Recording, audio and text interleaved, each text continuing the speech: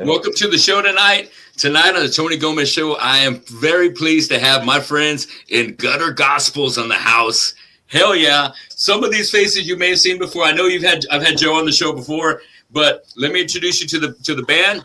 Tonight, we were missing a drummer, but we might have Eric Maiden join us in a little bit. So to my right, you got Joe Aguilar guitar, Mike Rod, bassist, Johnny Cantu on guitar, and right there, center and down below, right there, lead man, Joaquin Pena. Guys, thanks for joining me on the show tonight. How y'all doing? Good. Killer, bro. Thank you for having us. Man, it's a pleasure, and I'm really glad that Eric just kind of broke the ice with me the other day, saying, "Hey, man, when can we do it?" Man, I'm saying, "You damn it." You know what? Hold on real quick. I want to make sure. Hold on. Oh, right. Guys, just give me 1 second because I want to make sure that we get off of Wi-Fi and just hook up the Ethernet. Good. I don't want no problems with the streaming. I've had, a matter of fact, shout out to Jason McMaster of Dangerous Toys and Watchtower for giving me some great podcasting tips. But back to our point today. You know, big shout out to Eric, man. Eric is my man with my band War Cold and with the Harbor City All Stars. He's one of the members of the band. And I can't say enough great things about Eric. He's been tackling so many different things, and with you guys as well, within the past year. And I'm very excited because I knew when he was jamming with you guys, I know Joe is just an amazing guitar player that is just always working on the axe. And you know, you may not see him here or there because you're always working, if not in the studio, you know, they're taking care of business at work. And I know Mike, you know, he was just doing the down thing with a down tribute. And man, of course, Periwinkle Massacre, you know, these guys are lifers like myself. And I knew that when he was jamming with you guys, it was going to be a great combination. And then we got Joaquin in the mix, and Johnny came in a little bit later, but I wasn't familiar with Joaquin. But when I saw the video, I was like, man, this guy's a natural. You sound and you look great, man. I really love what you put together. And Johnny's like the latest member of the band, right? Yeah. Yes. Excellent. And what a great addition. Yes. Very excited. Oh, yeah. Well, let me get into I don't mean to cut you off there, Joaquin, but I tell you what, I know you're probably the right guy when I ask how did the band form and who came up with the name Gutter Gospels? Gutter Gospels came from actually Joe.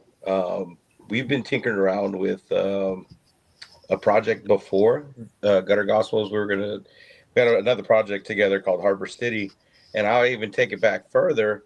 I was recording with Excrete when Frank left, so me and Joe were in that rotation of that band where he switched over to guitar. And I'll take a step further. We've actually played a show together. Actually, I think we played 2 shows together, Tony.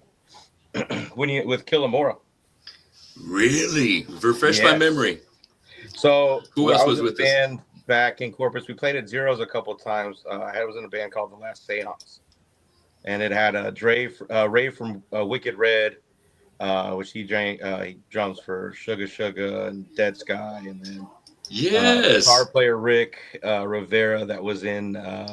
He was with us, and then that Shadow the Giant, the first kind of incarnation of it. So I was there like early 2000s, and then I kind of made my exit, kind of like I got married, had kids, and then that's pretty much it. And then did a couple things in between then, and Joe hit me up. What was it, like 2 years now, Joe? Yeah. That we've been doing this. Yeah, we had the other project, and then we just had some stuff kind of going on. I had another project that I was doing, but like we were just kind of, everything was just there kind of marinating. And then Joe, for whatever reason, he just starts sending me this other stuff that he had. He's got like a ton of songs out of nowhere. He just sent me this Every Time I Die style kind of stuff where it was just kind of like Southern rock, Southern metal. And I'm just like, dude, like, let's do this. So it was a little bit more like, it's more of like a lighthearted style of like everything. It was just like, it's just scratching an itch for me, you know? Lyrically, I've always written more serious stuff, and this was kind of just something where it was like a little bit more carefree, like had that kind of like good time vibe kind of style. and it's just, I don't know, like I said, it's just, you know, just it's speaking to my soul in a way. So Yes. just kind of just took it and ran with it. So it's kind of crazy how it just kind of organically kind of came together. And how about recruiting the other members of the band? How did you reach out to them and get them into the project? Mike, we just found on the corner. He had a bottle of Malort. I was working. Yeah. I thought he was a cop. He's a narc. It was a drunk bust. I was shaking him down. $1,000 a night. Beat it. I mean, it was just really me and Joe, and we were gonna release Benny as our first single, and then Jersey kind of came about later, which was kind of funny because Joe was like, "Hey, dude, we're gonna like post like a teaser story thing on our social media," and it was just like, I'm gonna throw like a throwaway like riff, blah blah blah, on it, and like he threw it out there, and I was just like, "Dude, like, what do you mean that's throwaway? Like, this is like a song." So it was just like, dude, you got to make it a song. You got to make this like the song. And then and pretty much that kind of led everything to where, like, you know, he's known Mike, you know, for years and years. And I've kind of bumped into Mike, you know, here and there like that. So it was just kind of like natural fit for like Mike to come in. I think Mike loved what we were doing. And then, like I said, Eric kind of the same way, you know, once we started kind of reaching out there, you know, trying to find members and stuff. So yes. And when did you know you needed a second guitar player? It was after Jersey was released. Okay. Johnny hit us up and it was just like, "Hey man, I love what y'all are doing. Like, you know, I want to be in the band. So then it was just kind of like a no brainer. You know, just bringing them in just because we were, you know, at that point it was just like, okay, well, we want to start playing live and start doing the whole shows and run that gamut. So that was kind of the idea, of just bringing them in. And so it's just been amazing to kind of have it like everything kind of like fall into place as it has. So. Way to go, Johnny. You know, a lot of the times, you know, I thought about when I see some badass bands, I think, damn, I'd like to be with those guys, but they already have a badass singer, and I don't play guitar.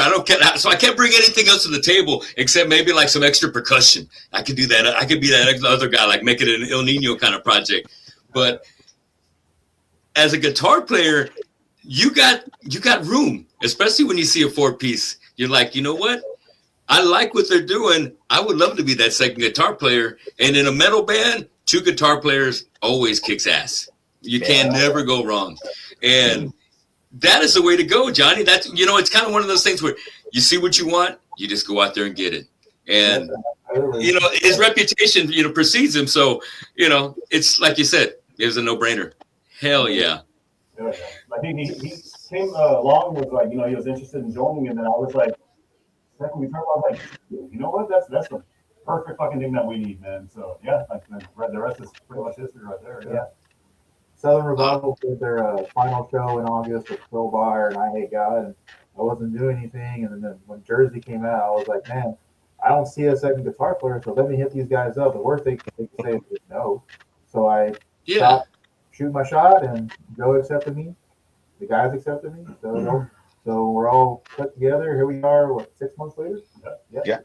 6 months down already. Hell yes. It seems longer. It seems like we've been together a couple of years, but it's been like a super like fun, productive 6 months. For sure. Yeah. Yes. That's a good feeling, man. When you're in a band and things are working and everything just keeps rolling and there's no downtime. That's a great feeling, man. That is such a good feeling. But it's all about you guys' drive. You make it happen. No one else is going to make that happen for y'all. So congratulations. Keep it up. That's why you keep that great energy going. Let's talk about, I want to start with you, Joaquin. Tell me, you know, who or what kind of inspired you to get on the Vokes, to become a singer?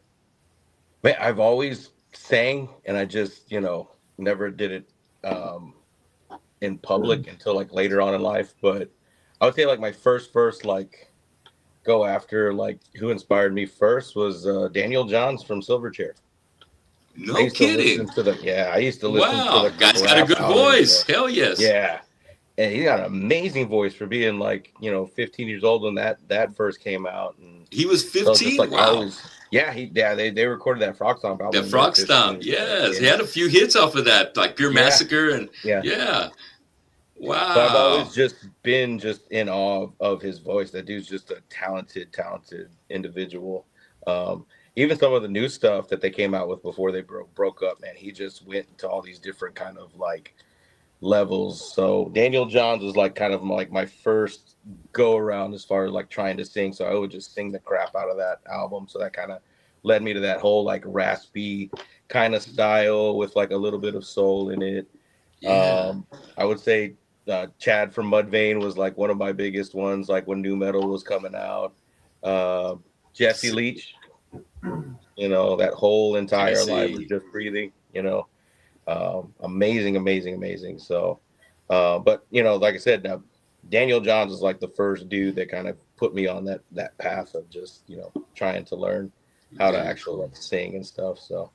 I like that. I would never thought about that, man. That's off of left field right there, but great talent right there. Great talent. Great. I'm glad you mentioned him. And Chad Gray, LD50 is like the fucking greatest, man. I love that album, top to bottom. The musicianship and with the band and what he brings to the table vocally, definitely one of the best debuts ever. Yeah. How about you, Joe? Familiarize our crowd here on the Tony Gomez Show with who or what got you inspired to get on the axe and start fucking shredding.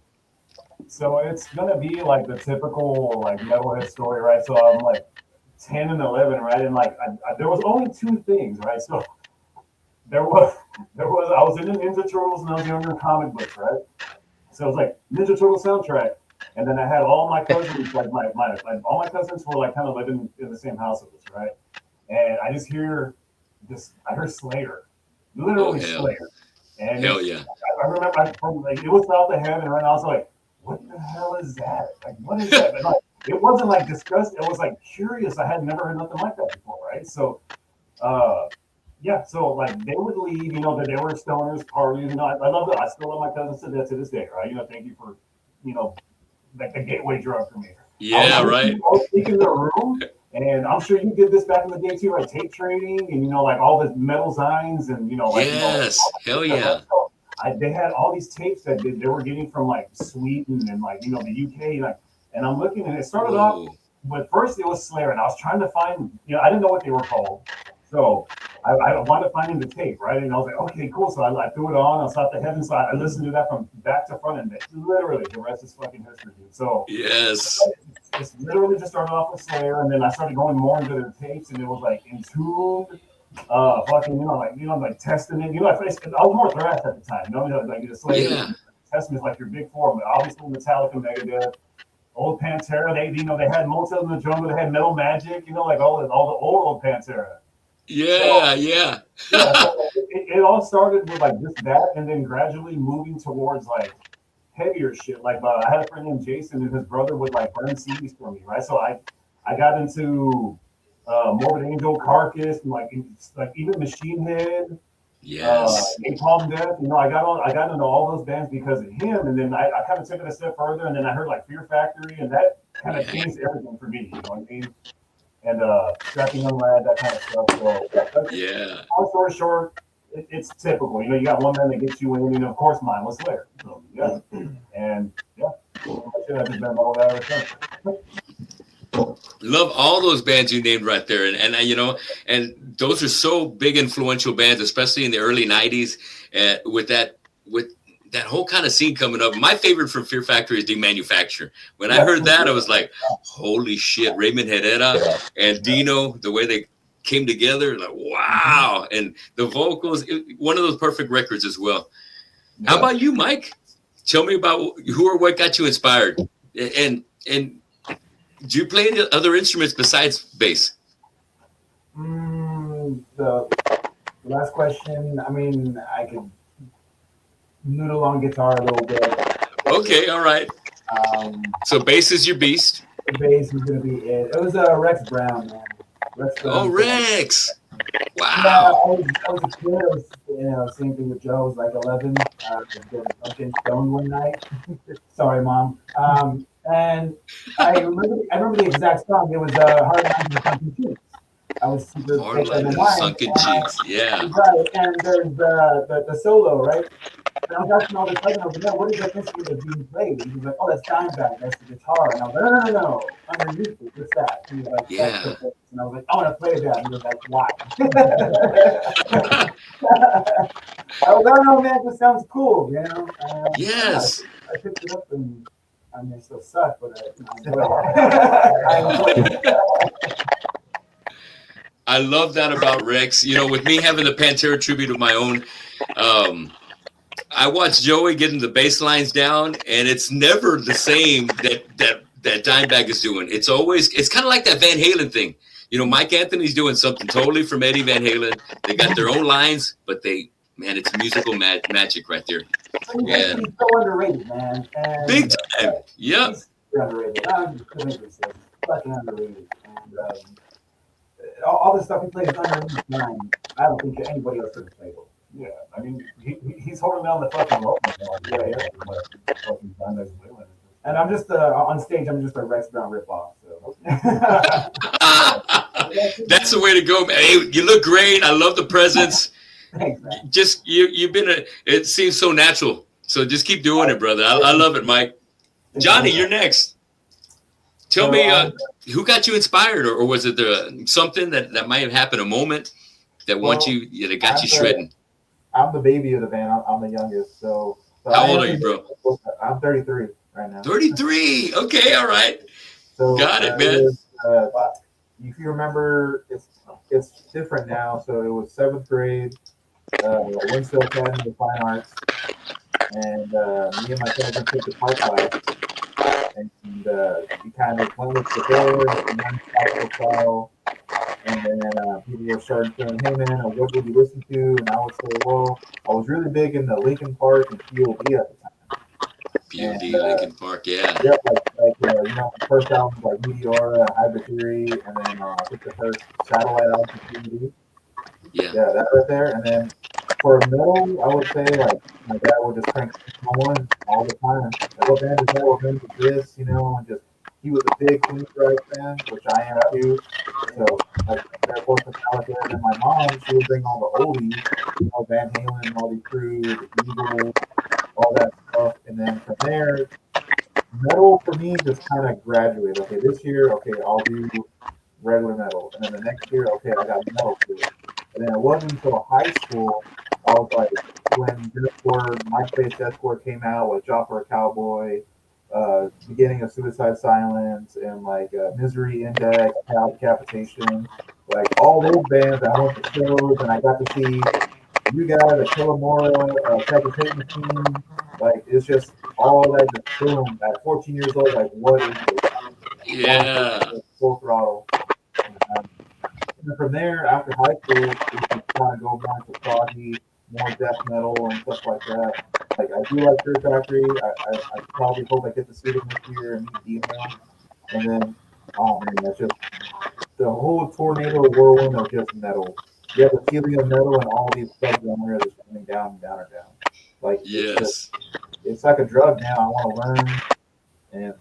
Hope I'm not trailing off this, that's pretty much all it is. 7th grade guitar class, I just took it and ran with it. Yes. 21, 22 years, man. Yeah.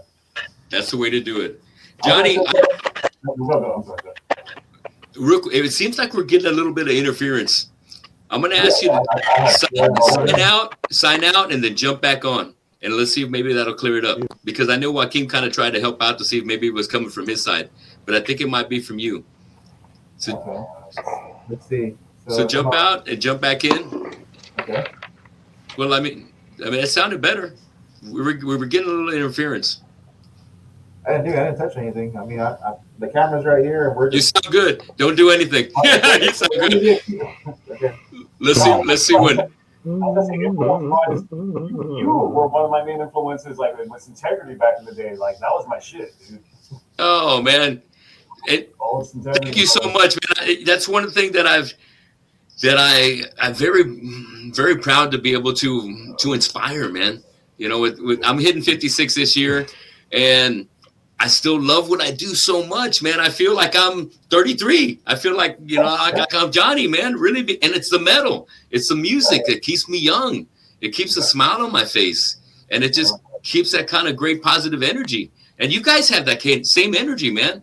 That's why we're still doing it. And you probably don't see an end in sight because this is kind of what we do. And it's not kind of, it is what we do. And it's not for everybody, but like us right here in this room, it's definitely for us. Yeah, Absolutely. To the grave, man, to the grave. Yeah. Yeah, I'm telling you, right? I'm sure Joaquin's going to be joining in. I think he's getting a little interference. But I tell you what, I'm going to start the next question. And when Joaquin comes in, we're going to get to him. Joe, share with us your first concert. Who was it? Who did you go see? Let me see. Shit, the first concert, I can't remember, but I remember it was probably like my third, right? And it was when we had Johnnyland back in the day. Yes, Johnnyland. It was Machine Head, Slayer, and Biohazard, and to this day, the energy and the ass kicking that I received, I was like 15 years old, still unmatched. That fucking show to this day is still up here, dude. Like that show was so fucking good, man. Yes. Yeah, that old Johnnyland, yeah. Yes, man. I'm glad you brought that show up. I'm trying to think who I had in here on the podcast that we were talking about that show, because I think it was Rob's or Mob's Metalworks. That was like one of those. It was a very special fucking show. Slayer had a badass light show during the Divine Intervention tour. Yeah. But Biohazard, I think, was on Urban Discipline, which is like a huge fucking album right there. And then Machine Head was on Burn My Eyes. Yeah. So it's like, wow, man. So I love that one. Mike, tell me about your first concert back. And Joaquin, welcome back. We're going around the table where I want to find out what your first concerts were. But Mike, it's your turn up. Who was it? It was Pantera when they came down to Concrete. Oh, Yeah. Shit. Was it the Morbid Angel, Pantera, Sepultura? Yeah, they did the whole fucking Cemetery Gates when they fucking tricked us. They played the beginning part of Cemetery Gates, and then they went to fucking Hostile. Yes. Look, we're doubling up. Cemetery Gates, and they said nope. And they went right to fucking Hostile, and the group I was with, we're of course passing the joint, and it just fucking chaos. Like everybody just started hitting each other. So yeah, that was awesome, dude. I got to see. So. And that was also the turning point for Sepultura coming out with Roots, and that was the last time you saw Max with Sepultura as well on that tour. That was huge. Yeah, all right, Johnny, you're up next. Who was your first show I ever went to?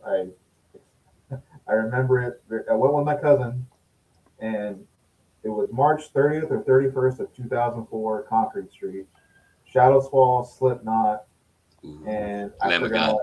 Lamb of God. Yes. Yeah. And then first concert ever, and then when Slipknot came on and did the whole, all right, everyone get down on one knee.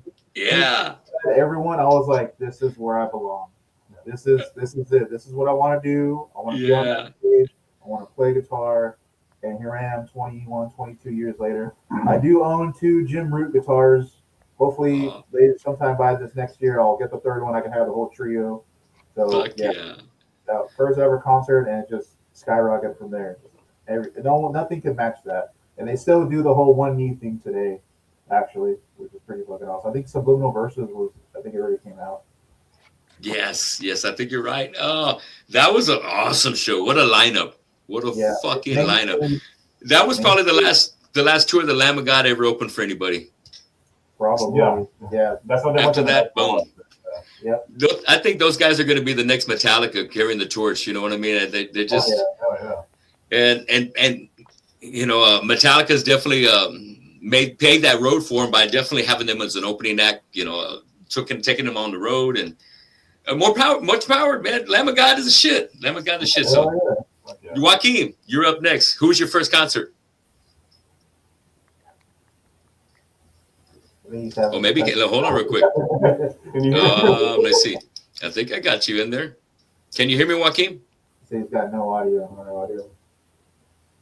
Let's see. Some sign language. You there? Can you hear me? His I can't mic. sign it. Nope. Joaquin, can you hear me? Hello. Oh, There he you goes. go. All right. Yes. Okay. Can you hear me though? Can't hear it. Can you hear? Can you hear us?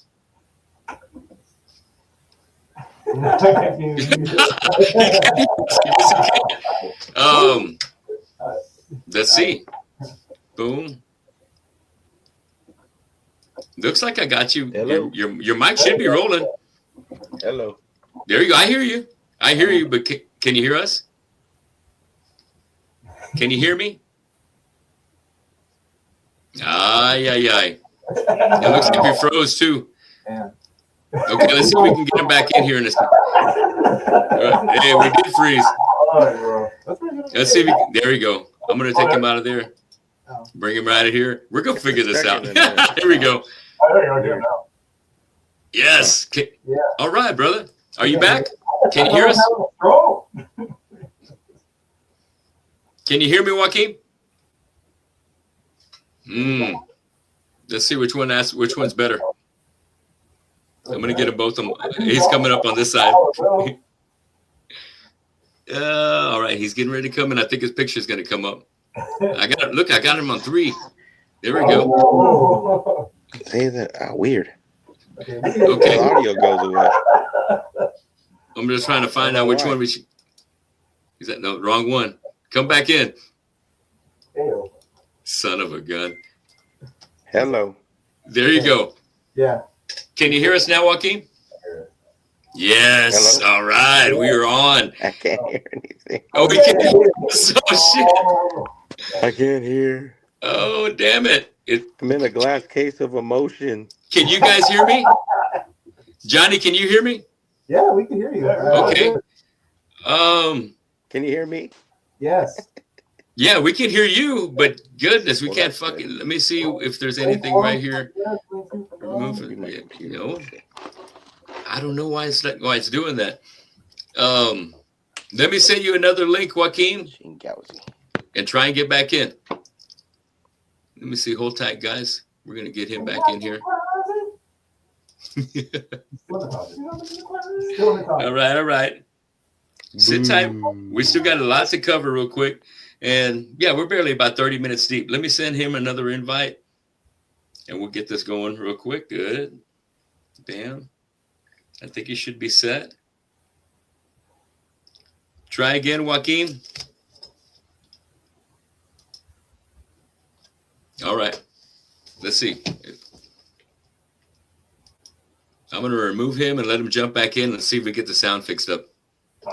But in the meantime, getting back to it, when it came, Joe and Mike, when it came to shooting the video for He's Jersey, he skis in his jeans, that was a one-time take when I'm hearing from Eric.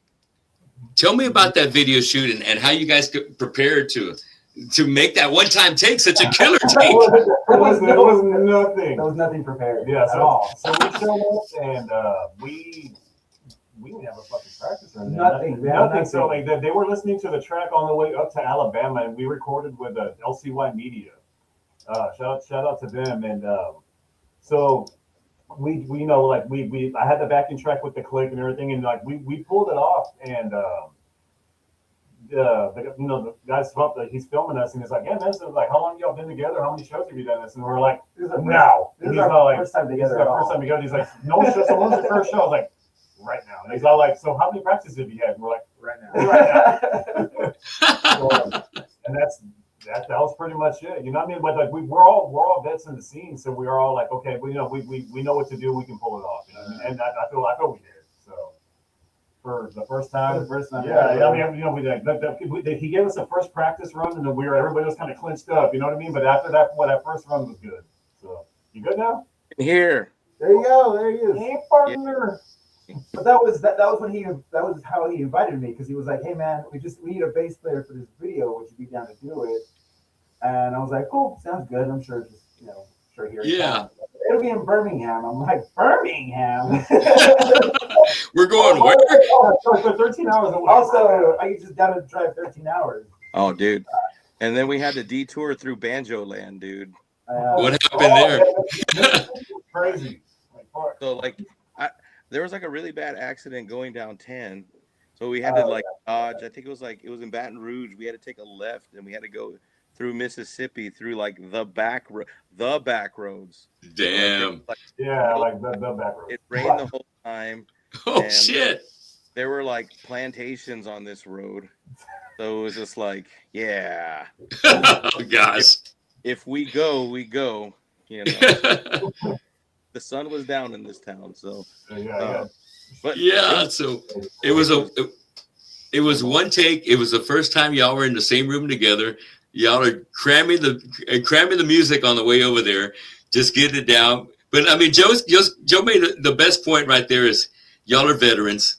You've been doing this before. We know all we got to do is get familiar with the music. Get familiar with the music. From then on, just have some fun to rock out.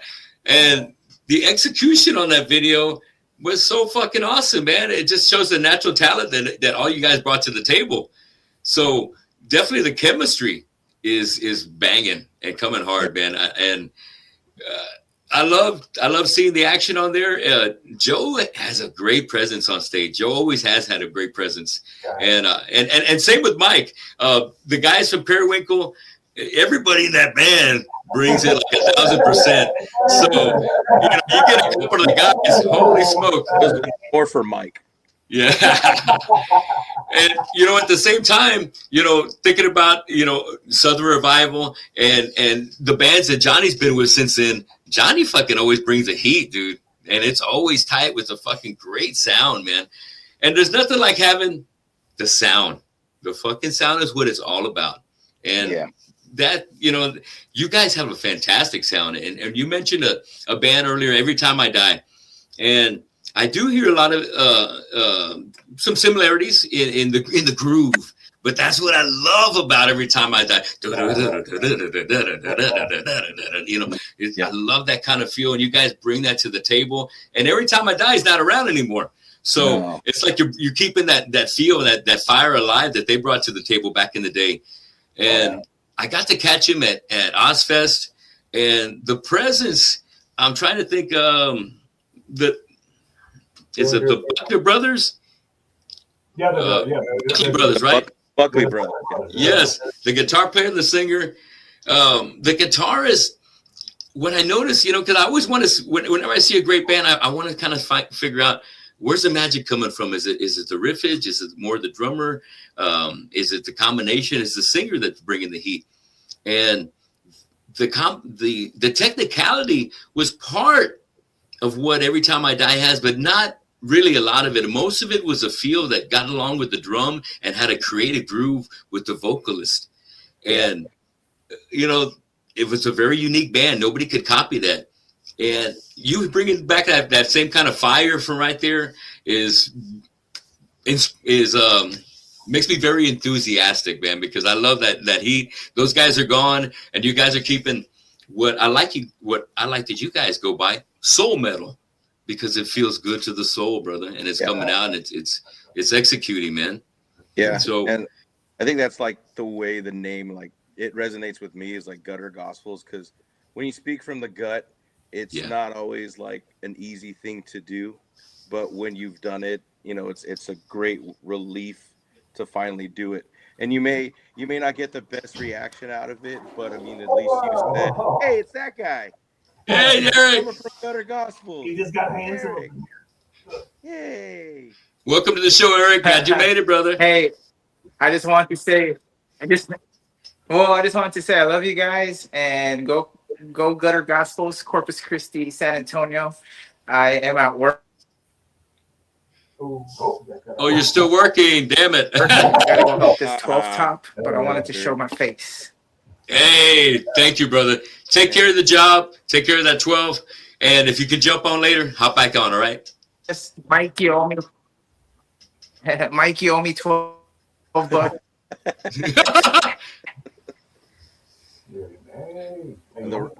I had to put another 1,000-hour AOL disc in. That's why I was cutting out earlier. Oh, okay. All right. Hey, all right. I'm glad we got it fixed up. Eric, make sure you jump in a little bit later. All right. And Mike, I'm sure he'll pay you whatever he owes you. Will he? Oh. All right. Where were we before Eric jumped in? He kind of froze. I hope it stays like that for a while. That way keep him in spirit. Yeah. Oh, we're going like you were talking about the Every Time I Die. Keeping the fire Keeping the alive. fire alive, yeah. Yes, bro. And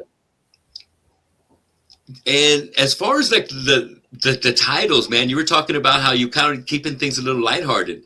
The first title, you know, I was like, what is this? But at the same time, sometimes, you know, I'm old school. I got to remind myself, don't make it more confusing. If it's not a complex thing, it's just the title of the song, rock it. And if it feels good, it feels good. And so I was thinking, he's Jersey, he skis in his jeans. And then I saw the clip, and what's that movie from with Ryan Reynolds? Oh, Just Friends. That's a funny one, man. That's one of his early ones, like probably right after Waiting. And it's like, I got the name down. I had to write it down. It's Dusty Dinkerton. Yeah, Dusty Dinkle. I like the reference to the old school movies, dude. Like Benny the Jet. Hell yeah, man. Yeah. We grew up to that stuff. You know, legends never die, bro. I love that on the shirt. That looks tight on the sweats. Oh, great design, great idea. So let's talk about that. When it came to getting, you know, Benny the Jet, when that jam was coming up, who had the idea about shooting it over at Vernon's, and who rounded up John to do the video? This guy, right? Yeah. Clutch, Captain Clutch over there.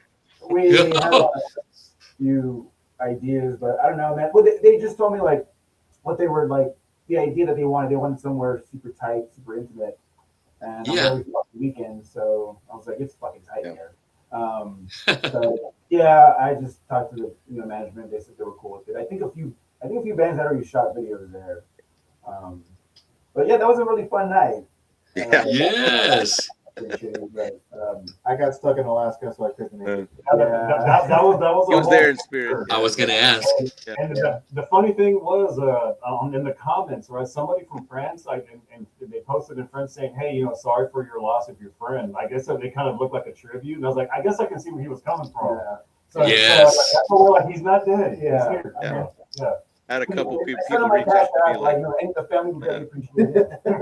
I had a couple people reach out to me personally. It was like, "Hey man, it's like, who are y'all paying tribute to there? Sorry for your loss." And I was just like, he's alive, I swear. It's like, man, we should have just used this opportunity for like a GoFundMe or something.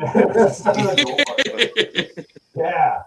But like that video and the lyrics of this song are just like, just party. You know, it's like this might be my like last hurrah kind of stuff, like partying with like my friends, my family, just kind of keeping that whole like vibe alive. You know, we all grew up in Corpus, and you know, we all knew the rotation of like dollar beer nights around town and stuff like that. So it was just, you know, that's pretty much the tempo and like the style of the song is just basically just, you know, going full throttle to the bottle, just, you know, all gas, no brakes kind of style stuff. So that was kind of the mood of it. So, but man, and John did a great job for a first video.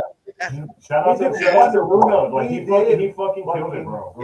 Yeah. John. Much love to John. Where you at, John? I'm surprised he's not watching us tonight. He must be busy. He's got a house full. Big props to John and everything that he's got going on. But if you guys are looking for a video, look at the video they just shot for Benny the Jet. Let's give John some business, man. Hit him up if anybody's watching the show. We got a lot of local friends here that would love to shoot a video, and obviously, you know, John can do it now. So fuck yeah. Big props to Eternal.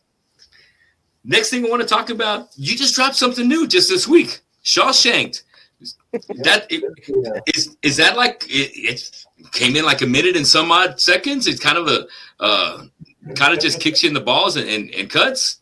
So we are going to put out an EP, and it's just like the intro song to kind of get the blood going. You know what I mean? So yep. Yes, now I get it. Yeah, man, say it with your chest, an intro song like that.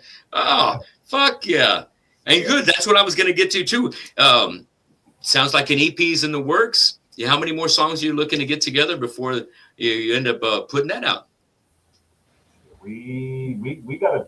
I want to say, okay, so with my ADD, right, like I wrote 16 songs in like 2 months. So Hell yeah. we've got one more video in the works for right now, and I'm working on mixing the EP and hopefully have it out in a couple of months. You know, have everything like solidified. You know, do a good Yes. do a good like pre-order. You know, like some merch. You know, like try to have some CD vinyl, have all that good stuff. You know what I mean? So. Oh, way to go! That's exciting. Hell yeah! Nothing like having your stuff on vinyl. Yeah, nothing like that. Hell yeah! And that's the way. And me as a fan, I love to support the bands the bands I like, the bands I groove to. So I'll bring some vinyl, and I'm consider me down for at least one copy. So Absolutely. before we go on, I want to give a shout out. We got some friends in the chat room. Furman in the house. Furman Torres. Hell yeah, the main event. He said, check it out. It's Jeff Hardy and Tony Khan. AKA Tony Khan, yes. And then we got Sid from Throat Locust in the house. What's up, Sid? Fuck yeah. And bring back the boom, says Firm. What I got for us next, guys, is tell me how fun it was, man, to have that first show opening up for Atreyu and Fire with the Gods. Oh, fucking blast. Yeah, it was amazing. Yeah. Having that as like a first show as a band together. Sold out. Yeah. 500 people max capacity. Yes, bro. Fuck yeah. That's a great opportunity, man. And I wish I could have been there. It was, I want to say like a Thursday night or something like that. Oh, I think Monday night. And they pulled. Yeah. Fuck yeah. Yeah, Mondays aren't a good night for me. But my old ass, man, it's hard to get me out even on the weekends, man. And, with me doing my gigs here and there, it keeps me busy, but I miss out on being able to see so much things that are going on. And so I miss that one right there. I've seen Atreyu before on Ozfest, and they fucking bring it. And Fire with the Gods, I've seen some video as I was doing some research when they were touring with El Nino back in the day. And they got a hell of a package. And I knew Eric, I knew he brings it, man. So I had no idea. I had no worry that you guys were going to bring the heat and we're going to kill it and make that fucking a great moment. So I saw some live footage that some friends put out of you guys jamming, looking good. Tough part about it, Joaquin, you don't have very much room up front when you got to set up in front of everybody else, right? Yeah, and you're big, and as big as I am, I really don't have that much room. So I feel for you, bro. Yeah, yes, I'm working on it though. So the next time around, hopefully, I'll have more space to move around when we play at House of Rock again. So no, I'm not referring to our size. Don't get me wrong. I'm just saying when you got to step in front and get a kid, like, because we did that with the Pot of Burning Body, Friday before last, with Eric setting up, and you got guitar players on this side. We didn't got no room. So we just got to pick a little spot between the monitors, and this is going to be our area. Let's rock it.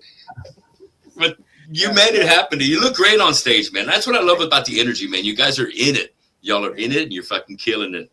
Then we go to the next one I got for you. So tell me about the show we got coming up this Saturday. Who wants to start off with that?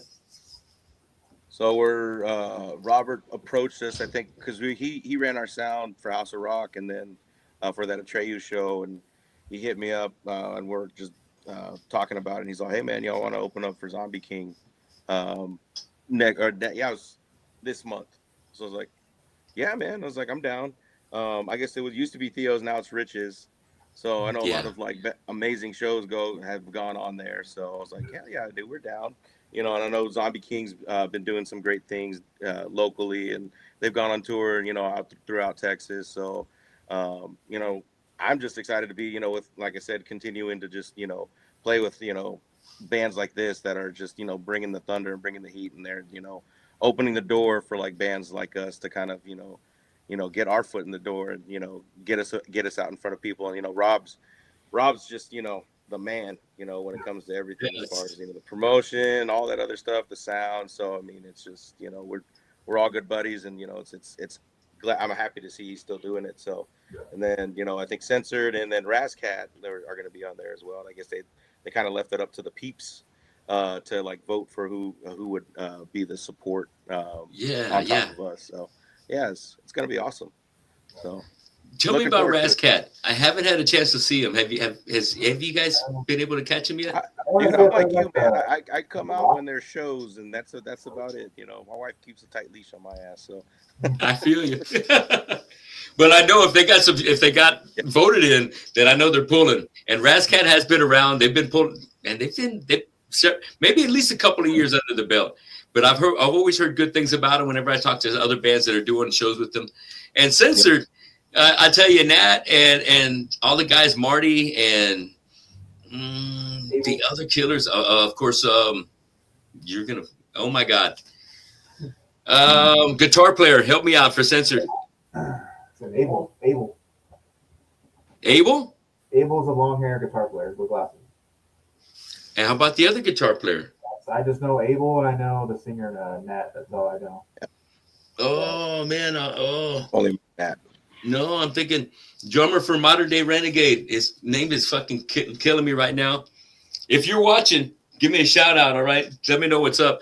And Censored brings the heat, man. They put a video out not too long ago. Yeah. They got a great jam going on. Starting out as a cover band, but putting out original music right now. So that's going to be a great package. I love the guys from Zombie King. When you guys get a chance to team up with them, it's always going to be a good show. They bring a good crowd in.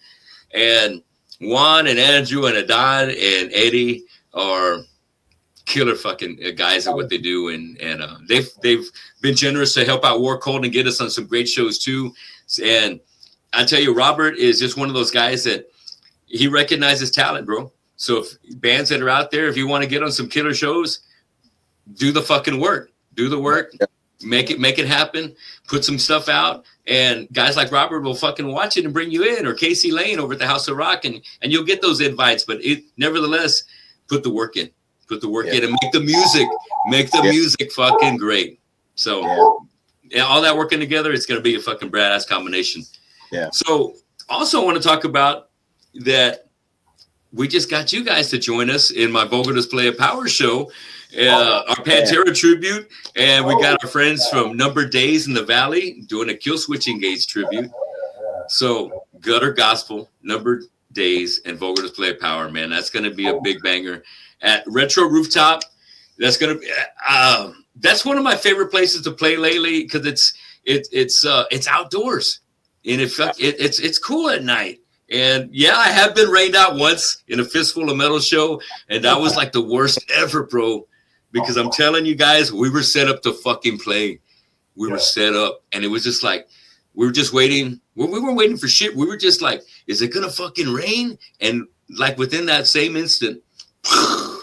And next thing you know, and it rained, bro. We're having to take everything up, I'm trying to cover the drum set with a tarp, and oh man, it was the worst ever. But it ain't gonna be like that June 27th. We're gonna have clear skies. We're gonna have fucking Jordan Torres doing sound for us from House of Rock. We're gonna have Gutter Gospel starting off shit at 8:30 on the Retro Rooftop. We're gonna have a Kill Switch Engage tribute. We got that Pantera tribute. June 27th. We got a good month for Gutter Gospels. We got 13th coming up this Saturday, and then we got June 27th. And is there anything else you got coming up in the rest of 26 you want to talk about? I know we got an EP in the works. Yeah, we're gonna do another video. For a song called we'll play it on Saturday called Bricks Don't Hit Back. Bricks Don't Hit Back. All right. Back. Movie quote from Bloodsport. So. There you go. Oh shit! Is that right? Yeah. Yes. Yeah, we're gonna keep trucking like with the. Every time we do a release, it's gonna be a video. Just trying to keep with the tradition of that. An EP, and then we got enough material for another EP, and then from there we're just collectively write and just keep trucking, playing shows, and just trying to kick as much ass as possible. We'll try to venture around Texas. I think that's kind of the goal right now. Is try to get more shows. Yeah. Out of town, of course. And then, like I said, try to, get bigger and bigger, and try to get that following. So I think that's the end goal, is definitely have some kind of, footprint in the heavy music scene. So. Yes. Oh, you guys have definitely got your foot in there, man. It's just a matter of just more shows coming and getting some great ones to be a part of. And everything just falls into place. keep writing. And I ain't got to tell anybody in that band that about writing. Joseph he's got 2 albums worth of music ready to roll. It's just a matter of sitting on an album from mine and JD's other project too. Shit, like I pick up a guitar and there we go, got an album. I tell you, riff master, riff machine, Joe. Keep it up. Hell yes. And from a singer's point of view, the writer, Joe, like Joe, in Killamora, it was Izzy Chapa, my guitar player. And when you have a writer like that, like you do, Joaquin and Mike and Johnny, Joe, with all these riffs already coming out, and Johnny bringing his riffs to the table now with these 2 guys, life is going to be good, Joaquin. You know what I mean? No, it's going to be good. Because it's definitely helpful, you know what I mean? Right. I mean, I think me and Joe click really well with each other to a point like where he just sends me the song and then I've already got something mapped out literally almost that day, and I'll be sending him back like something like within an hour or 2. And he's like, hey, dude, like slow down. I wasn't used to that. Like JD that promptness. Like I love all my bands. I Hector, love you to death, like I said, but like JD, like I sent him an idea and I wasn't used to like, hey man, here you go with a fucking hook, and you know, right. already, and I'm like, holy shit. So I'm like, I gotta work now. You know what I mean? So yes. he matches the energy like when we're writing or whatever. Now, so I'll send him something, and I'm like, immediately I'm already thinking ahead instead of just like, just sit in it for a while, and whatever. You know, some singers take a month to write lyrics, and JD 2 hours, and you know, I'm like, there you go. There you go. He lit a fire under my ass for sure. So the cool thing, I have this it's like a studio recorder on my phone called Voloco. So like when I'm in traffic going to work, because I've got like a 45-minute commute to work, I can go and I can do vocal tracks with my phone. So I'm like recording. So I got all of my scratch tracks and stuff like that, and then I can come back and like do it at my studio. Yeah. So you're listening to Joe's track and you're singing along to it and recording it. It's like literally I have like just a studio in the car on my phone, just in the car, just like there, just going over like all the parts that I want to do, and then I can go and like edit, and I can put like effects on it just to hear how it sounds. So I've already got it like mapped out from there, and then I can come home when I'm off and just go to town on it. So that's not wasting any freaking time, like you said, Joe. Well, boom, that's how you get those kind of results like quick. You got after it. I mean, we all have like our lives, our jobs, like our family and stuff like that. Like I utilize the heck out of my time when I'm off and like I have an empty house. Like I'm just go because I know that I'm not gonna have that opportunity for like another 3 days. So it's just like now or nothing kind of stuff. So that's kind of like the mentality of it. Just gotta get it done. Because if I don't get it done, then it's just gonna It sounds like you're a great dad, Joaquin, because that's the kind of mentality you got to be as a great dad as well. You're planning things out, making sure you're taking care of everything that needs to be taken care of right there, man. And that's a great trait to bring to the table as a vocalist. It really helps everybody else keep moving forward when you got your part, coming together as quick as the riffs do. Yeah, and no, it's very helpful too because Joe's very positive, and it's good to have some kind of confidence.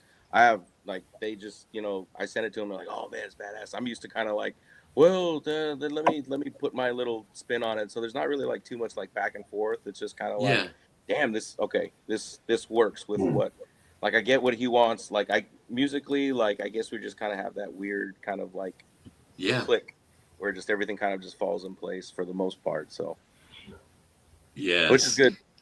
That's exactly right. That's the magic right there, man. And we got to give a shout out. I knew John was going to tune in. John Luna, welcome to the show.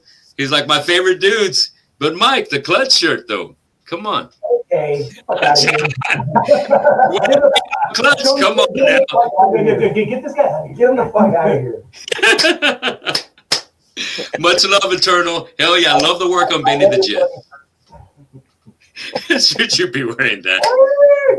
That can't be good, right? You're too funny, man. I'll tell you what I want to move on to next is I want to talk about, oh my God.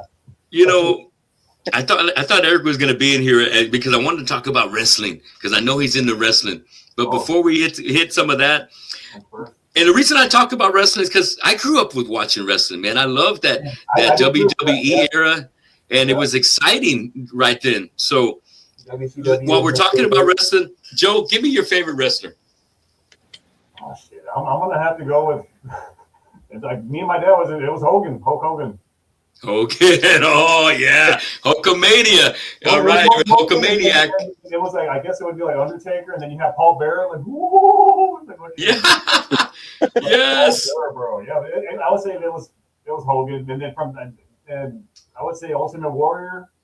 Yeah. Like, and then you had Roddy Piper too, and then he came out with They Live, and that's still one of my favorite movies too. Yep. Yes. Hell yeah. Love it. Mike, give me yours. Fuck. I'm gonna go. It's either RVD or Sabu.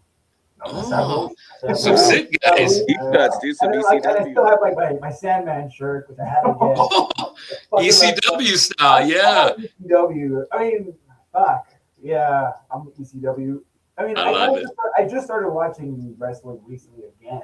It's like since it's been on Netflix. But I haven't watched it for 20-some years. Yeah. But, I know what you mean. Yeah, it's cool. If I'm home on a Monday night, if I have time, I'm tuning in. But right now, Penta's killing. That's my boy. Oh, yay. All right. Gold. Give me some, Johnny. Who do you like as far as wrestling? You got a favorite? I got two. Yeah. Stone Cold Steve Austin, hands down.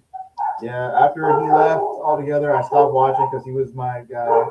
And then I know it's sorry about the dog. I know it's kind of a controversial name because of what he did, but Chris Benoit, it's a sad story. But he was one of my favorites too. I mean, and Eddie Guerrero too. And Eddie. Oh, I love that you mentioned those guys right there. Chris Benoit, dude, watching him when he would get to the top rope and do that dive with the headbutt. Oh man, that was a sick move. And Eddie Guerrero, man, rest in peace, Eddie. That was one smooth motherfucker, badass. Oh, badass. Right. Oh, Rico Suave, man. Okay, Joaquin, you got a favorite wrestler or two? Man, Macho Man. Oh shit! There you go. Yeah. Oh yeah. Macho Man, Shawn Michaels, freaking Stone Cold. Stone Cold was always good. Yeah. The Rock, Legion of Doom. Legion of Doom. Oh shit! I love that. I haven't heard that. Fucking Hawk and Animal, bro. Yep. Hawk and Animal. Yeah. So that's some old school. We used to take my mom. We used to do when we were kids. I had two brothers. We used to do the Royal Rumble when my parents are gone and leave us at the house. So we'd write a list out of all the wrestlers that we want, all 30 wrestlers, and then we'd come back as the wrestler if we got eliminated. And then we'd take like my mom's like makeup, and then we'd do like, you know, whatever wrestler we were coming out with next. So. Oh fuck yeah, man! Good times, good times, dude. As far the Bushwhackers when they had that. Oh, yeah. Yeah. Oh, dude, the characters that all came up throughout the years were, you know, we got to give a shout out to Mankind. You know, oh yeah. I mean, another, you know, one of those guys that definitely, even though he was WWF, he was all ECW. That motherfucker was the epitome of hardcore. He would just take a beating from the Undertaker, like, golly, he should have died when they threw him off the fucking cage. Holy, that was just like one of those unforgettable fucking moments right there in wrestling. But love me some Rock. I love the Rock, but like you mentioned, both of you guys, Johnny and Joaquin, Stone Cold. Fuck yeah. But like I remember like being a kid, like in, you know, walking on the hallway at school, you know, when DX came out, you know, it was like, I got in so much trouble. I got in so much trouble even to see your friends. Yes. No matter where you are, if you do that shit at work, at home, it don't look good. It looks like you're doing you're like, Shawn Michaels, dude. I love the reference and Triple H, DX. Good times, man. How about movies? Before we move on, let's talk about movies, man. I love horror. I love comedy. I love big adventure, like the big blockbusters. I'm looking forward to Disclosure Day coming out tomorrow. Steven Spielberg is back, and when it comes to Spielberg, he's made those movies that when it are just they're blueprints of time of the period that he made it. You know, E.T. When you think of aliens, everybody kind of thinks of E.T. If you've seen that movie at one time, Raiders of the Lost Ark. When you're into archaeology and you know history and shit, you're thinking of fucking Indiana Jones. And when you're thinking about the beach, the water, the sharks, fucking Jaws. He's done these great fucking movies, and this one right here has just been getting rave reviews. I definitely believe in aliens. I don't feel like we can be the only intelligent life force in the universe. And you know, governments released all this extra footage within the past year, and you know, I deep dive into that. I wear the tin hat and everything, dude. But I just I'm ready for disclosure, bro. Like, bring it. Yeah, bring it. It's gonna be great. So let's start with you, Joaquin. Tell me your favorite horror or your favorite action movie or comedy. Oh man. You know, like when Christmas time comes around, I know I'm gonna watch National Lampoon's Christmas Vacation. Well, I gotta watch it at least once or twice within that month in December. What's your go-to? Trading Places during Christmas for sure. That's a Christmas movie. Trading Places. Trading Places. Yeah, old school Eddie right there. Love Eddie. Yeah, it's always such a good movie to watch. You can just watch it anytime. Same thing with like any Van Damme movie, like for the most part. Yeah. Doing karate in the garage kind of stuff. Bloodsport ultimately, you know, is probably up there. As far as like, I guess quasi like action movie. Yeah. I like the cheesy, like kind of balanced out horror movies. So like Critters, all that whole series is pretty cool.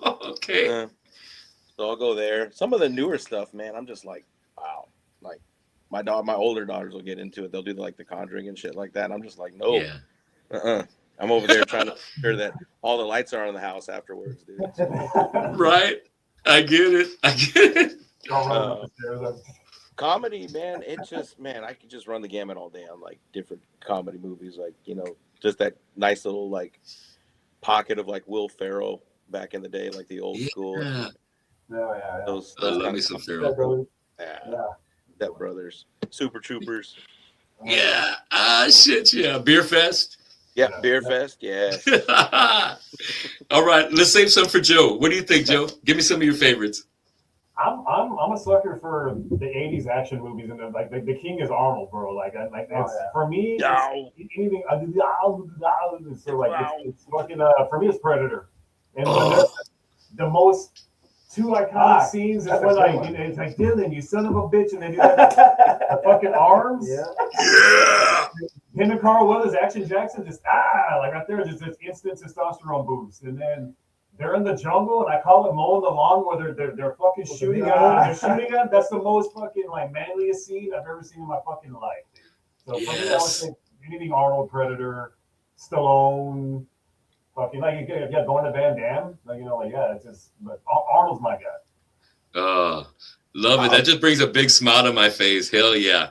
Yes, and you said Stallone, you had First Blood, and then you had like the Rambo that came out. Man, he killed I don't know how many people in Rambo, dude. Holy shit! But I'm thinking about Rambo First Blood Part 2. But when you think about them, I think the actual movie titled Rambo that maybe came out within the last 5 to 10 years. Man, he was slaughtering people. Man, the footage of the bodies blowing up and the bullets hitting them. Intense. Love that. These like later ones are fucking bananas. They're fucking making a new one, aren't they? John Rambo. Yep. Good shit. Mike, what you got for us?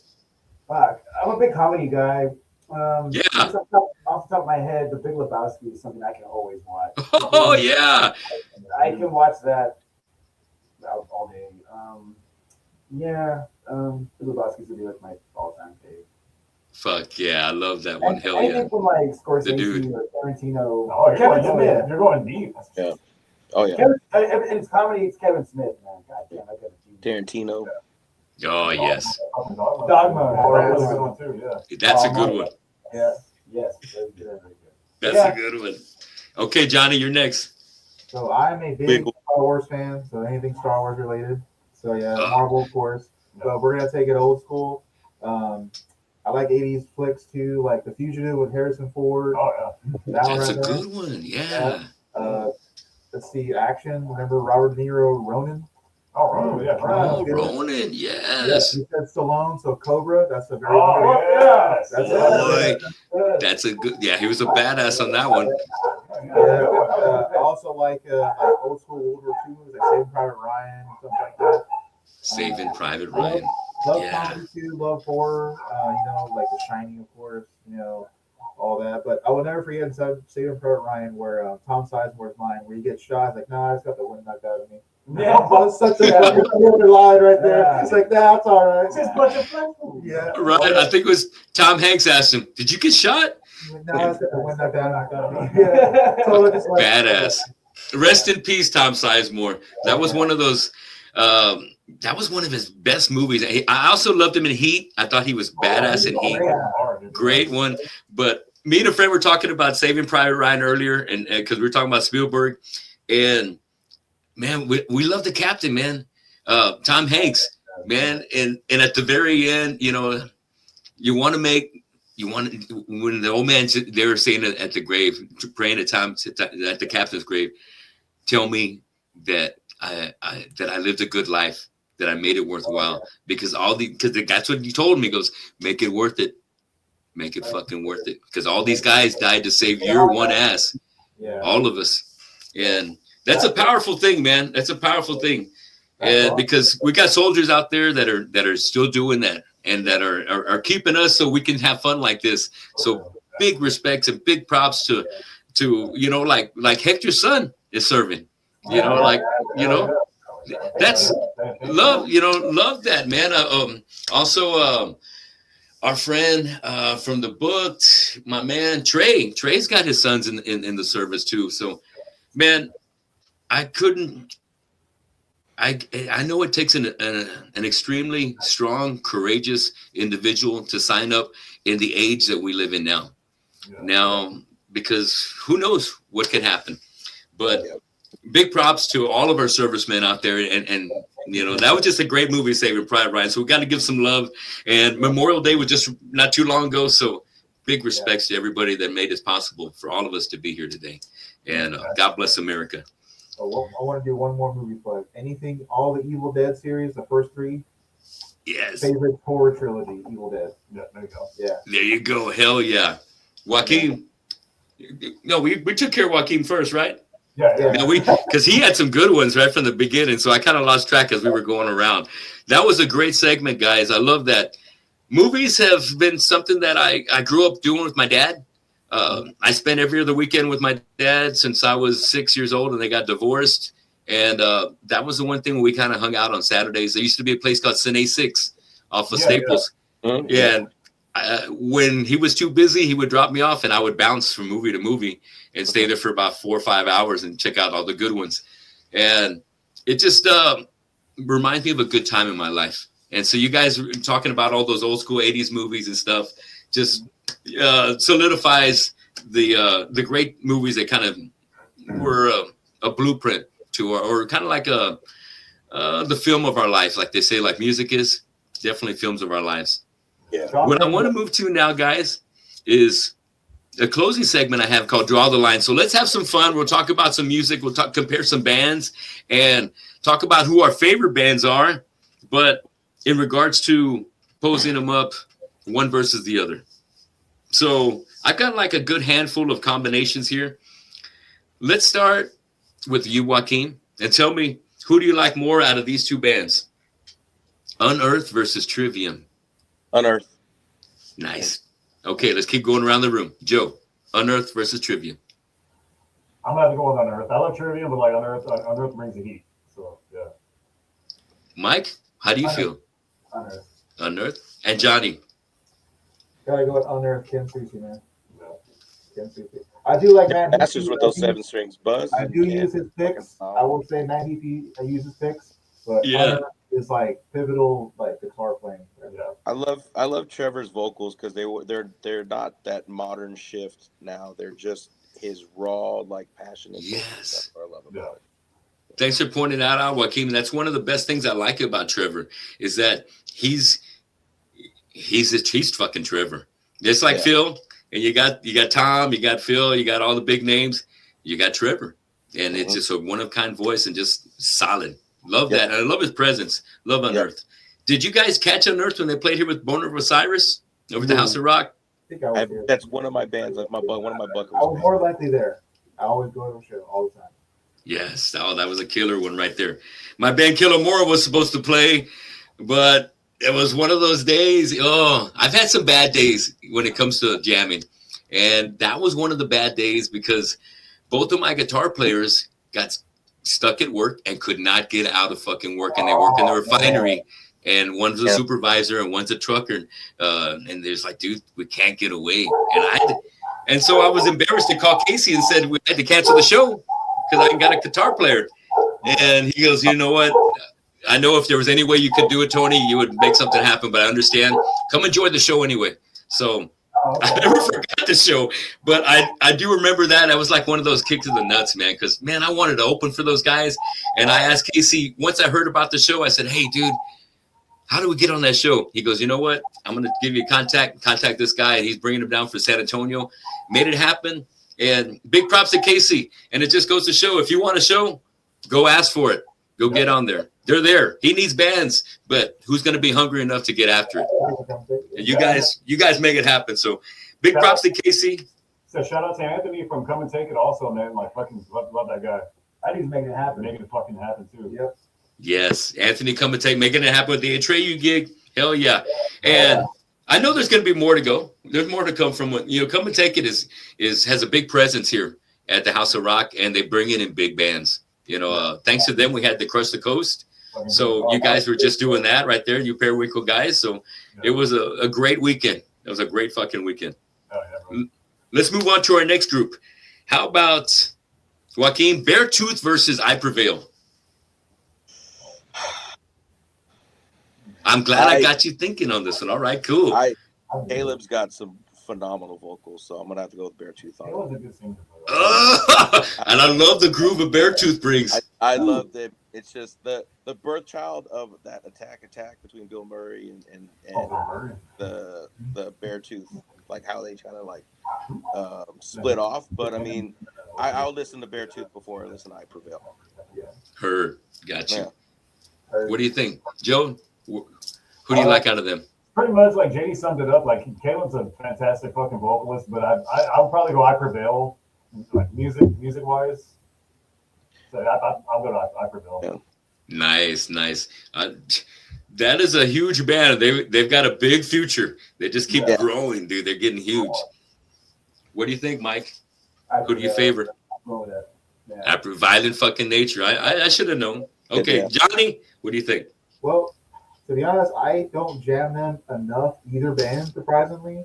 But I have seen Beartooth live, and I caught a couple of their songs. And I guess I'll just go Beartooth, just kind of just by, I've seen them live. By default, By default. I got you. Hell yeah. By default, yeah. I saw both of them at the Summer Prevail last year in Austin, and they both put on great shows. Yeah. Ooh, I want to catch I Prevail, man, and I love me some Beartooth already, but I missed that show when they came here, man. That was a ball buster. I want to catch them again. Hopefully they will come back to Corpus. Okay, the next combination. How about Joaquin? All That Remains versus As I Lay Dying. I see this one already. As I Lay Dying? Yes. Okay, Joe. I love both, despite what JD thinks about All That Remains. I'm gonna go As I Lay Dying all day. All That Remains all day? Yeah. Who's the guitarist that writes all the shit? I'm sorry, As I Lay Dying all day. I'm sorry, I said that wrong. All right. And the guitarist name I think the guitarist name I was thinking of from All That Remains is Ali, right? Yeah. Yeah, he passed away. Yeah, that's right. I love both of those bands. It's gonna be As I Lay Dying just for the laying down the hammer, Yeah. By controversy. Yeah. We'll go there. Yeah, it's by controversy. As I Lay Dying, hell yeah. But did you say that Ali died? Yeah, he died some years ago. Yeah. Oh shit! Yeah, I never knew that. They had a big lineup change, and they had Jason Richardson and Ken Suzy. and Ken Suzy from the X on Earth. Like they were both filling in for that band for a while too. Yeah. Oh, Ken. Yeah. Ken the guy that's got the fucking tattoo on his ass? I Yeah, think so. right. You seen that, right? Okay. Yes. Oh shit. Yeah, Ken Susi, man. That another unearthed fucking badass right there. Oh, too funny right there. All right. Okay. Next one. Oh, hold on. We're still going around. Mike, you're next. I'm gonna go All That Remains. All That Remains. All right. I love me some Phil on Vogues, man, but I didn't like when they did the Phil switch engage. Oh yeah. Yeah. We played with them on that one too. I forgot. Like we opened up. Yes, y'all opened up. That's badass. Yes. I wanted Howard, man. I just, feels great. But fuck, man. I want Howard. I want Jesse. Yeah. Shit. But the show must go on. So I was kind of clever. Phil switch engage. The show must go on. And they're homeboys. They're off in the same region, so all good. But that's just my 2 cents on that when it came to that gig. But hey, opening up, that was a good one, man. That place was packed. That was fucking bad. Hell yeah. Johnny, tell me. Gotta go Asley Dying. If it wasn't for them, I would not be the guitar player I am now. Phil Segrasso. Hear that, Anthony from Come and Taking Promotions? So, Yes. I own Phil Segrasso's signature guitar, so that should tell you right there. Hell yeah. So, yeah. Oh, man. Let me tell you a quick little story. When Killamora was doing the 2005 Sounds in the Underground, we did we were the opening band. Oh, yeah. That was one of my favorite days ever, dude. That was awesome, man. Just being a part of that kind of show, and we got a great sound check, man. And there's nothing like a sound check on the main stage of Concrete Street. The soundboard was like fucking this big and huge sound. And so we're doing our sound check, and there's Nick Hippa hanging out right to the side of the stage. And once you finish, he comes up and he goes to the middle of me and goes, dude, you guys are good, man. Y'all playing tonight? Y'all were the first band? I said, yeah. Wow, I'm going to come out here and check you guys out. All right, man. Thanks a lot. So sure enough, we're playing, and I look to the left, and he's there fucking jamming. And so after the night was over, I'm hanging out backstage, and I'm watching them do their set. And I point at Nick, and he's like, hey, what's up? So after the show was over, we got to hang out, and I met Tim. And next thing you know, they're back at the House of Rock within about a year or two on the next album. And, man, those fuckers, they remembered me. They saw me out in the crowd, and they said, Tony, come on back here. They were like in that little backstage area right there in the House of Rock where you can kind of come in and out. And they were like, hey, Tony, what's up? Come back here. Like, oh, shit. And that's when they still had a green room back there. Now they have like chair storage, but it used to be a green room. And so we got to hang out, and big props to SLA Dying. When it comes to the shit that happened to Tim, man, you can't do that shit. There's narcs everywhere. You try and kill your wife or try and kill, like in Horrible Bosses, try and find somebody to kill your boss. You're going to get busted, man. He should have known better. Fuck, but they're back. They're kicking ass. I love that. SLA Dying. I got 2 more for you before I let you guys go. Okay. Joaquin, how about Parkway Drive versus Kill Switch Engage? Oh, fuck. All right, I'm good. I'm getting a little tough here. That's Excellent. Like choose between his kids. It is. That is. Yeah. 100%. Draw the line. 100%. I'm not even gonna lie, man. That's a tough one, man. I will have to go with Kill Switch though. Do you prefer the Howard years or the Jesse early years? I prefer. I mean, I was a fan of all of it. Yeah, me too. I've had such a weird, like, on and off kind of like weird mystic relationship with with the band itself. Well, I had a brewery up in San Antonio. We got to make a beer for the Times of Grace. Oh, hell, very cool. Yeah. So me and Jesse would stay in contact. We don't stay in contact as much, but we'll kind of chat back and forth. So there was that little nugget there. Howard's second show when he was down here, I got to meet Howard when the second show here when they opened up for Kitty, and it was like Poison the Well. And then we've always like randomly run into like Adam and stuff like that. Yeah. But I mean, we've hung out every now and then, just kind of off and on. So there's kind of like that history with us. I mean, he was good enough to put us like on the list to Slipknot when they played in Austin, and then I got to hang out up when they were here with Lamb of God that last time. So Hell yes. Yeah. So, but outside of that, musically wise, I mean, Parkway Drive just took like a lot of the stuff and they kind of ran with it. Like as far as music goes, like they kind of understood the assignment. They wanted to be that big of a band. So I mean, they're really like a close second, but I still have to give it to Killswitch. I got you. Hell yes. What do you think, Joe? Killswitch or Parkway? I'm going Killswitch all day. Like I love Parkway Drive, and like I'm happy for their fucking success. They're like stadium level now, like insane fucking show like that they're doing. Right. The Tommy Lee, Joey Jordison fucking drum set on fire. You know, Yes. Rebel, I think it's gnarly, dude. fucking insane, and like props to them. But you know, I've got to go with the OGs. Like I think metalcore, Killswitch Engage is the fucking epitome of metalcore, and choosing between, you know, Jesse and Howard, like, you know, it's a hard one because fucking they're both fucking phenomenal. Each one of them, you know, has been a part of the band for, you know, like coming up with so many epic fucking songs. You know what I mean? But yeah, I guess for me it would probably be Jesse, the Jesse era. You know what I mean? For sure. But yeah, for Killswitch all day. Love it, Mike. Killswitch. Give me your answer for that. Killswitch. Said no question. You know, and I'm thinking Mike. What's his last name? Antonio. Mike D. Yeah. Yes, dude. The way Mike sometimes poses when he plays, getting back like that. That's a move right there, dude. That's hard. I've always loved that about Mike, and I love you doing that too, Mike. So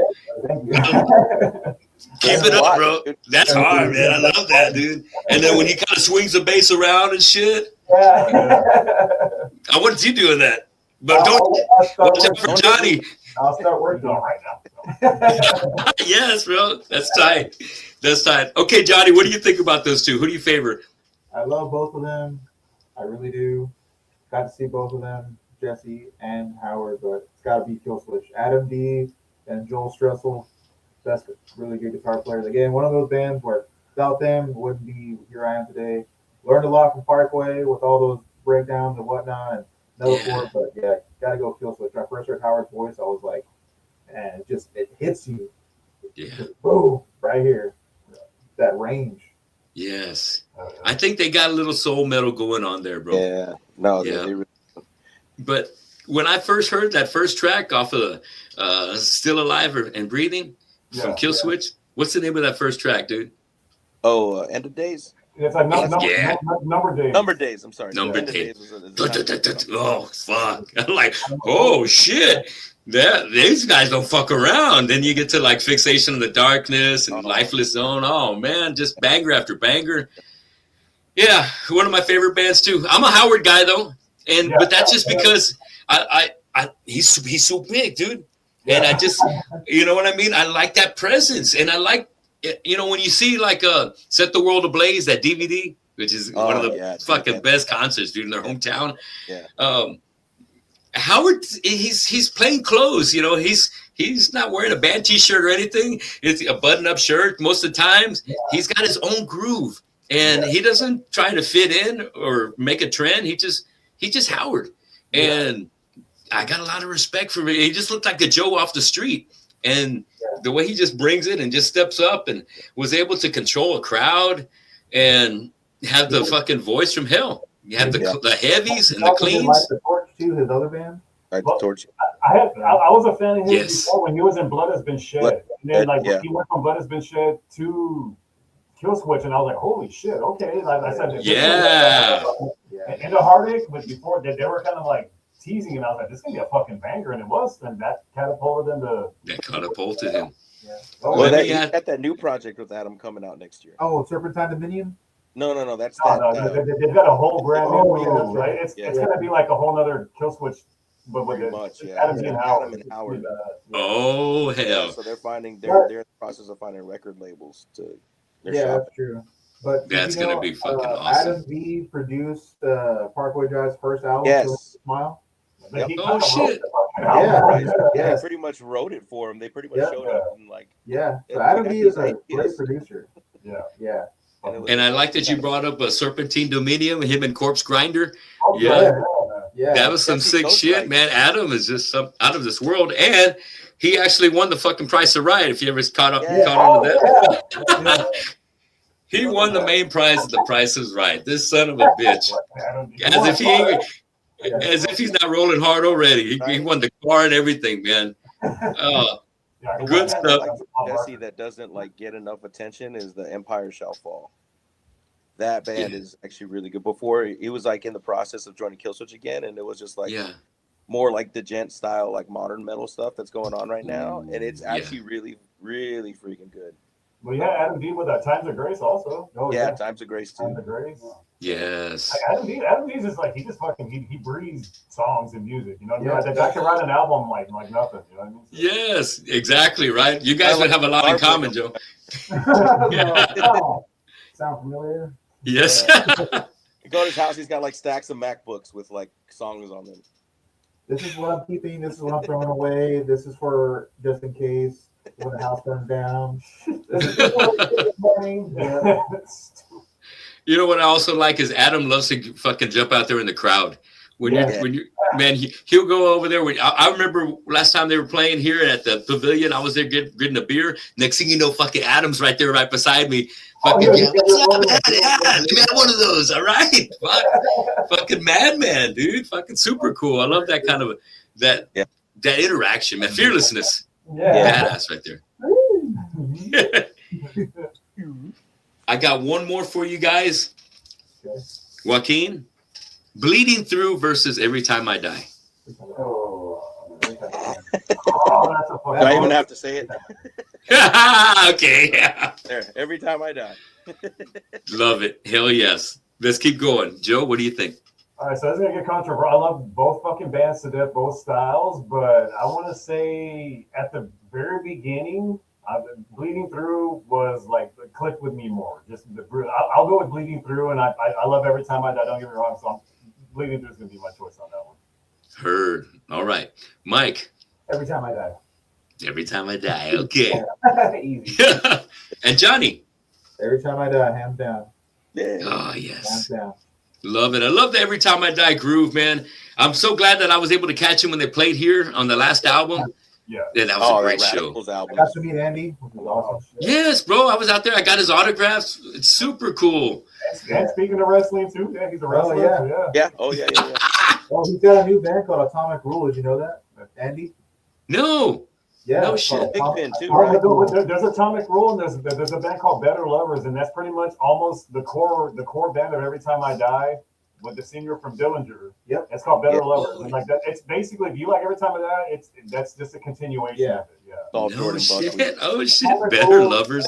That. And then there's Many Eyes. Many Eyes is. Oh yeah, Many Eyes too. Many Eyes. Yeah, I'm familiar with Many Eyes. He did that one with Jamie Josta. He got them to. I think that was like the production team behind that one. Yeah. I got something on the tip of my tongue that I wanted to mention. Jeez. Here it is. We're talking about Howard. We're talking about 80s music too. 80s movies. Rocky was a fucking game changer for me as a kid because I love the fact that Rocky got his ass kicked, but it didn't matter. He still fucking won at the end of Rocky 1. And at the end of Rocky 2, he fucking beat Apollo. So in every Rocky movie, he gets his ass kicked, but he comes back. And he comes in for the kill. And I think there's a lot of great movies that have kind of been based off of that in the long run. And I was watching one last night called Beast that was kind of like that. That had Russell Crowe. But the reason I'm bringing this up is one of my favorite songs that Howard does is Eye of the Tiger, man. Have you heard him do Eye of the Tiger? Yeah. What's the band that he did that with? Yeah, that was the Light the Torch that he did that with? I don't know. I know Killswitch and Holy Diver. Or it was Devil You Know. That was Devil You Know. It was Devil You Know. Devil You Know. Holy shit, dude. That's my jam, bro. There's a few songs that I like to hear in the morning, and that one, like, whoa, hell yeah, man. Eye of the Tiger by Howard Jones.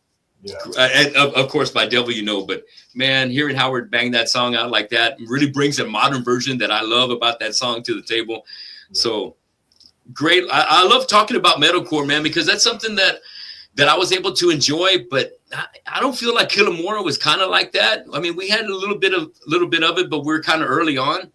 But I loved all those bands, man. Every band we talked about right here, from Killswitch to Parkway, and out of all these bands, I think the biggest got to be Killswitch and Parkway. I think those are the head of the pack. And a band like Parkway, it seems like they made a choice on how they're going to kind of clean things up and kind of be a more appealing to the masses. And like I said, I love the show. There's nothing like seeing a big production. Yeah. And if they can pull it off like that, man, I can't wait to have a chance to catch them. Yeah, no, I saw them. Well, I saw them when they did the tour 2019 with each other, and then I saw them last year with that Summer Prevail show, or the Summer Prevail show? Killswitch opened. Hey, it's that guy from It's the drummer from Gutter Gospels again. Hey, it is. All right. War Cult. And War Cult. Hey. But we lost Tony. What happened? No, I'm here. I was like, damn, dude. I'm going to have to watch a whole hour and a half and see what these guys said about me. Yes, definitely catch up with it here in a little bit. Before we start signing off, there it is. There you go. I want to give some shout outs. We've had quite a few people jumping in here. Let me see. My Revolt. Thanks for tuning in, My Revolt. Furman, thank you. Hell yeah. Furman had a lot of feedback when we were talking about the wrestling. And you know that the main event's got to sound off. Hell yeah. And we had a lot of good feedback, man. A lot of good feedback. Almost. And El Mapache says, what's up? And who else we got here in the chat? I don't want to miss anybody. I want to make sure we get some shout out. And Rupert Sosa, thanks for tuning in again. Guys, before we get, I tell you what, since Eric just jumped in here real quick, let's give Eric a little bit of love before we sign off for the night. All right, Eric, we got a big show coming up this Saturday, and then we're going to be teaming up again with Gutter Gospels doing the Vulgar Display of Power. It's going to be a great one. Right. Share with us if you had a dream tour that you would like Gutter Gospels to be a part of. Give me 3 bands that you'd like to have on that dream tour. Cool. First, it's funny because, we're playing the show with the y'all guys, Pantera, and the other guys is just Killswitch. I think we fit real well in that Killswitch scene right there. I heard you just for a second talking earlier and mentioning All That Remains too. Yeah. It's funny because I feel like we fit that Boston metal scene, like that Killswitch and All That Remains and Unearthed style and stuff like that. Man, if we would have came out in 2005, not as good. But Killswitch for sure. What else, man? Like this southern feel, I think matched real well with like Every Time I Die. I think that's a real big. Well, that's one thing I hear a lot back from a lot of people is, oh, y'all guys sound like Every Time I Die, Every Time I Die. But for me, I mean, shit, if I was to go on tour with anybody, it'd be Iron Maiden. Duh. Hey, so that's a fucking hell of a lineup right there. Yeah. So Gutter Gospels, Every Time I Die, Killswitch Engage, and Iron Maiden. Man, that'd be killer, bro. That'd be so killer. And that would be a sold out show right there, because you got Iron Maiden coming in. That just brings the masses, and you got some of the best metal there, dude. Holy smoke. That's great. I didn't ask the guys that 100%. Question, so I saved that one just for you, Eric. Ooh, all right. I want to ask one more thing before you go. One of my favorite questions, like I was telling Lori, my wife, she'll ask me, she said, well, what's your favorite question? My favorite question to ask is I want to know about the first concert. And because that kind of opens your door into like getting into wanting to be on stage, because you get captivated by that performance or that band you've been listening to, but finally got a chance to capture live. Who was that band? Who was it? Who did you see first? Who did I see first? Believe it or not, dude. It took me a while to get to a show. My first show I was 16 years old, and believe it or not, it was a band called Strutter, and it was a Kiss tribute band. Oh, fuck. Oh, And- yeah. Yeah. And they kicked ass, dude, and they were badass, dude. So I tell you, the first show that I went to that really meant something to me, it was at Concrete Street, and I was barely getting into this metal game, of course, because I listened to stuff like Maiden first and Guns N' Roses and stuff like that. So I was barely transitioning into the harder stuff. Yeah. I went to go see Kitty at Concrete Street because, well, I got a free ticket, first of all. But when I Yeah. went, I saw 18 Visions and Sworn Enemy, There you Oh, go. fuck yeah. which Oh, was like different from the Kitty, from Kitty. And then, Yeah. dude, blew me away. 18 Visions just blew me away. Sworn Enemy, but so much so I went to Craig's the next day and ordered both of their albums. And then, dude, it was fucking over from then. Then it was like Norma Jean and it bleeding through and cutting through all these, like, because I was like, oh well, you hear one band As I Lay Dying, and then it's like, who's heavier? And then Bleeding Through came out, and I was like, oh shit, this shit's fucking heavy, dude. And Yeah. but that was my first like big concert. It was a Kitty, 18 Visions, and Sworn Enemy. Believe it or not. Yeah. That's a good one right there. Yeah. I could definitely see how a lineup like that would definitely get you inspired and fired up to start getting your shit together and getting serious about jamming right there. Love me some Kitty, man. Ever Badass. since they came out with their hit, back in the day, and they're still at it. Those girls are still fucking banging it They out. are. Yeah. Yeah, that was pretty good. Solid. Yeah, absolutely. Eric, thanks for jumping in here. I appreciate you jumping in for the show. We wanted I to make jumped sure. in late. I appreciate y'all. Absolutely, brother. I definitely want to remind everybody that's watching the show tonight, we got 7 or 8 people that kind of been bopping in and out. Thanks for participating in the show in the chat room. But I want you guys to make sure you show up this Saturday. Zombie King, only $10. Gutter Gospels, Censored, and Razcat. Get out there. $10 at the door. You can't beat that, man. Usually prices go up at the door. $10 at the door for some of the best bands in town right now. Censored, Razcat, Gutter Gospels. You got the guys right here in the house. When you're finished watching the video, watching us tonight, definitely subscribe to their YouTube channel. Check out their videos for Benny the Jet. Check out their videos, which was done by our man, Eternal, videos. And also, don't say it. Don't say it. He's Jersey. He skis in his jeans. Hell yeah. That one right there, like we were mentioning earlier, how that video shoot came together and it was done on one shot. Eric told me a lot about that shoot going on, and I thought it was like fucking so far out that y'all made that 13-hour trip. That effort paid off.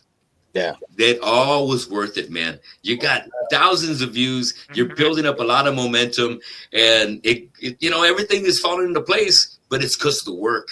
It's because of fucking work, and you took a chance on each other, and you made it, dude. You made it. So best of success to all of you guys in Gutter Gospels. I can't wait to hopefully we can team up, maybe War Cold and Gutter Gospels doing a show together. But Absolutely. Let's do it. yeah, that's what I'm talking about. But I'm super excited double about duty. Yes, and I know Eric can hang. Yes, Good. but we'll be sharing the stage together in a few weeks. June 27th, Vocal Display of Power, Pantera Tribute, Numbered Days, Kill Switching, Gage Tribute, and Gutter Gospels live June 27th at the Retro Rooftop. But this Saturday, $10. We'll get you Censored, Razcat, Gutter Gospels, and Zombie King. Get out there and support live music. But these are some of the best metal bands you're going to catch here, all in one package. Get out there. All right. I want to see you guys Saturday at the House of Rock. Robert Bertrand, big shout out. Keep Precision Studios rocking and rolling. Richard Billiards. Richard Billiards. Hey, that's right. Cancel me right there. That's right. Richard Billiards. And shout out to Rich. That's right. Sometimes it rolls off my tongue. shout I out, Rich. apologize. Love you, Rich. And much apologies to you, Rich. Big respects to Richard Billiards. And I'm glad that he's been putting on some great shows over here. He doesn't book them all the time, but the ones that he books are always good. And you guys are evidence of that. Yeah. So Zombie King, Censored, Razcat, Gutter Gospels, Richard Billiards. What time is it going to start, guys? Doors open at 8. believe doors open at 9, right? 9, 8:30. 8, no 8. Fuck it. Doors 7:30. open at 8. 7:30. There you go. Something. Like I don't know. We'll be on at 10:30. That's what we know. We'll be on at 10:30. Yeah, So be there, so that way you get there early and check out the other bands Yeah. and get ready for some gutter gospels. They're going to be kicking your ass. Crank up the Shawshank video. All right, that's going to be a nice taste of what you're going to be getting to hear this Saturday. And also, Ben in the Jet. Oh shit! Hey, real quick, a friend of mine named John Cortez just made this for me, and it's hell yeah. very cool. So I wanted to give him a shout out. All right, John Cortez, I appreciate you, and I'm gonna maybe put one at the show and I'll give it to one of you guys. All right, but. Great time talking to you guys, man. It's always fun catching up with my friends Mike and John from Periwinkle. I'd love to have Johnny on the show. I love that sticker. My man Eric, my brother, man. Thank you for always being there for me and all our projects. Joaquin, pleasure finally having a chance to meet you, brother. Been looking forward to it. Keep up the fucking the awesome vocals, brother. I love what you're doing. You're kicking ass up there. I can't wait to see you guys Saturday. Johnny on stage with you guys is going to be a hell of a package. So Johnny, Mike, John, Eric, and Joaquin, it's been a pleasure tonight, man. Yes, we gotta let everybody know if you're gonna go Absolutely. to the show. I love you, bro. If you're gonna go to the show, you need to work on your cumbia. Okay. Oh yeah. Oh, Work on that. Work on your cumbia. Get that ready for Cumbia. Saturday. Yes, Yeah. you gotta get ready for Saturday, and that's one thing we're asking. You gotta work on that. We've done a song that's going to require a lot of ass shaking cumbia, So, and yep. Get ready. You heard him. Get ready. Get your booty shined up and ready to rock and roll and shake it up to some cumbia right there. I like the twist. So, Hell yeah. It One more works. time, It guys. works. That's right. If it rocks, keep rocking it. Make sure you guys are tuning into the YouTube channel for Gutter Gospels. Look them up on your favorite music platform. Give them a follow. Give them a rating. And make sure you keep your notifications on so that way you know next time they're popping up and they got some new music to share. Once again, guys, thanks for joining me on the show tonight. And I look forward to seeing you guys Saturday. thank you, brother. Thank you. thanks, brother. Adios. Keep supporting live music, and we'll see you next time on the show. Yeah. You have a good one. Okay, I guess.